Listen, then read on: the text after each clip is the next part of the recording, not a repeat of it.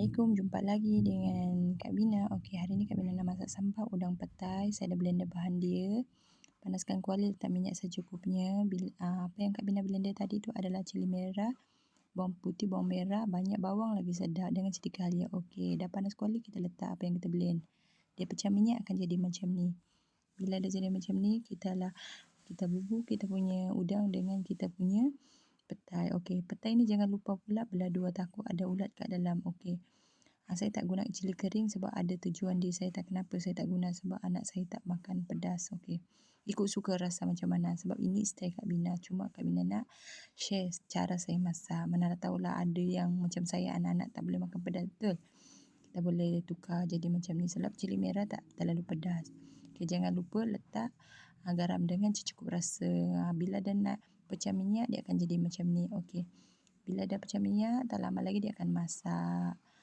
Macam ni. Gaul sampai naik bau dia. Bila dah naik bau dia, dah siap. Okey, dah siap. Sedap je tengok. Okey, terima kasih. Jangan lupa like, komen, subscribe. Jumpa lagi di next video Kak Bina.